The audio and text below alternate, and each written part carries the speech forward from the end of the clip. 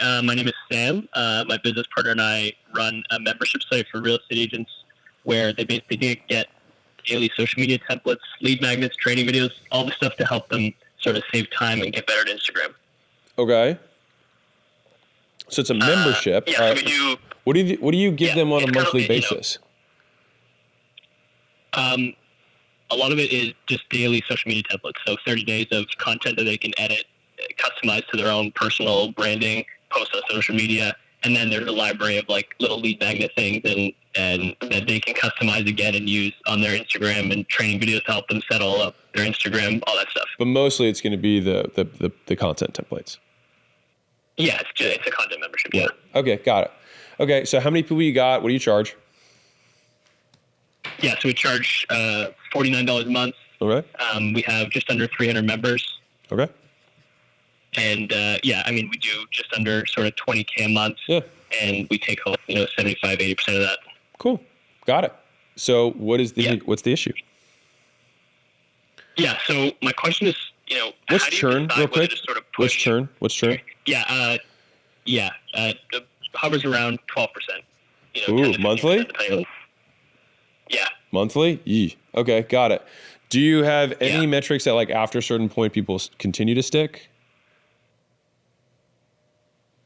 We've only been in business for just over a year, so It's hard to get that like 12-month kind of stick number, but monthly it's 12%. Yeah. Well, I'll tell you why this is important. If let's say it's 12%, well, 12% is tough because that's like you lose all the customers by the end of the year almost. Okay. What's sales velocity right now? Meaning monthly sales, units sold? Between 50 a month, 40, 50 a month. 50 a month? Yeah. Okay, got it. Right. We're getting to the point where churn is starting to catch up with us. Yeah. And that kind of leads into my question being, how do you kind of decide whether to push or pivot when there's sort of these structural challenges, or at least perceived structural challenges in your market, and you're maybe looking at a different market, a different niche that might sort of be better for your business or for your offer, essentially. And then not marketing, as in not doing it for real estate agents, maybe doing it for a different market. Why do you think this other market is going to be different than real estate agents?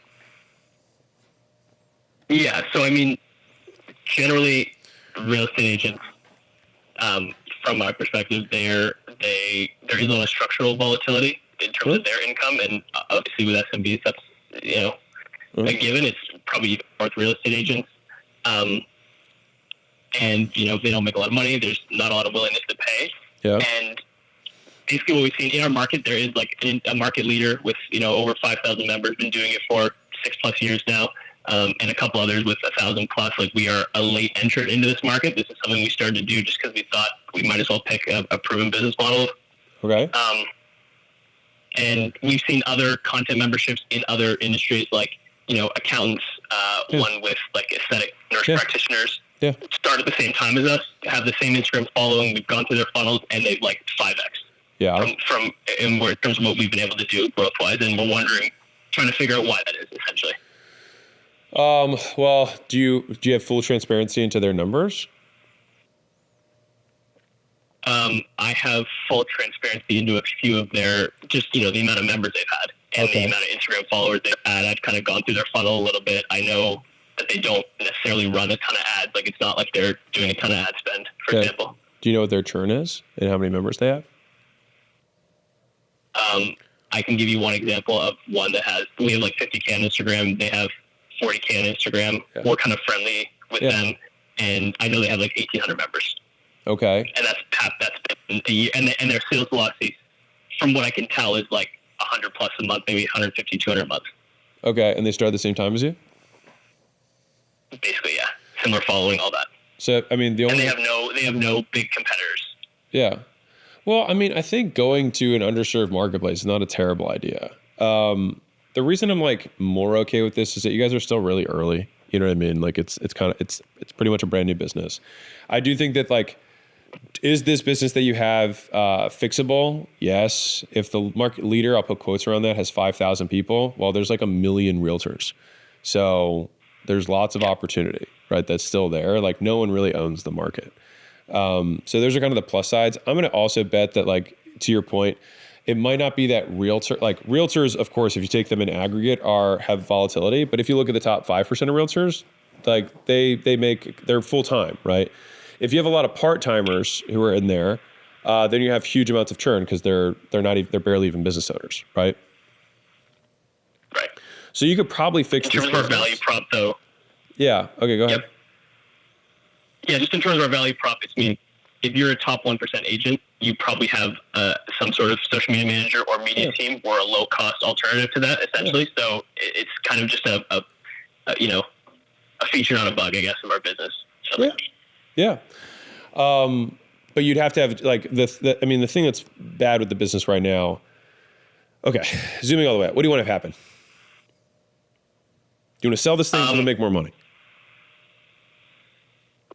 Short term, make more money for sure. That's what we're focused right. on. So more cash flow. The thing is that you're selling 50 a month, which is actually like really not a lot from a sales velocity perspective, given the size of that market. And that is the problem, right? Like you could sell, like if you have 1 million person marketplace, it's like we could be selling 1,000 of these a month, right? And then the churn, even though it's 12%, it's like, well, we just know that we're going to get 8 months on average times $50, so we're going to make $400 per customer as long as CAC is $100 or less.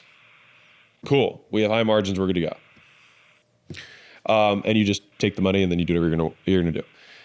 That's like short term. You could do that. And I think targeting people who've done a sale within the last 30 days or something like that, maybe they're not the 1%, but they're like, quote, on the way, they're, quote, reinvesting their business. And if they just had a sale in the last 30 days, they have some cash. Like there's some elements here that you can do. Also, like, are you doing do you do a big promotion for getting annuals?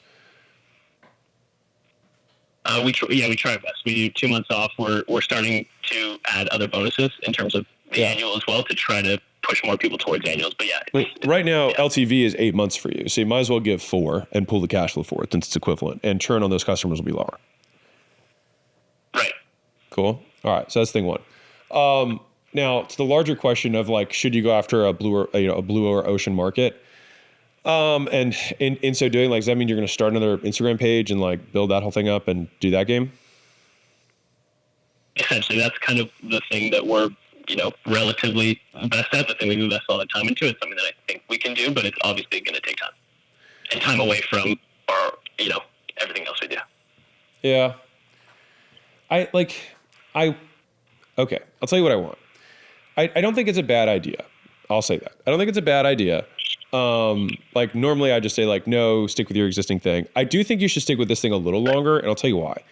I think that it would behoove you to learn which types of realtors churn versus the ones that don't.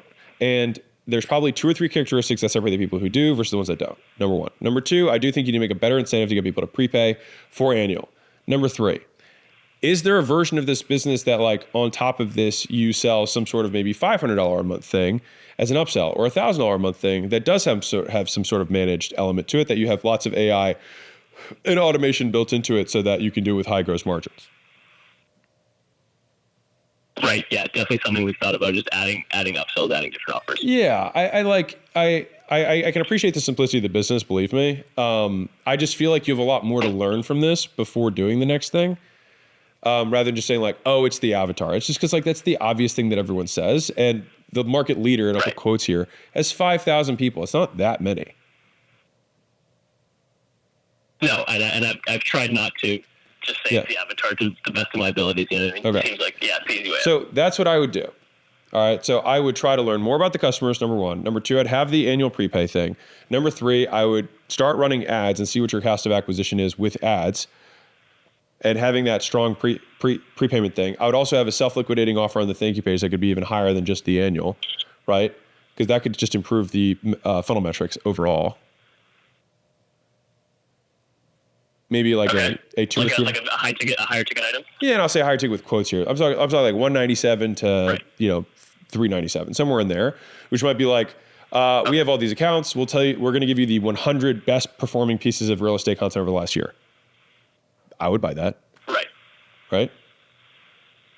Yep. All right. That's what I would do. I think you need to learn this game better, and then you'll have more perspective, and you might just break through and then just become the market leader. Yeah, okay. Thank you. Really appreciate that. And appreciate everything you do, all the content you make. Appreciate you too. Later. Thanks. All right.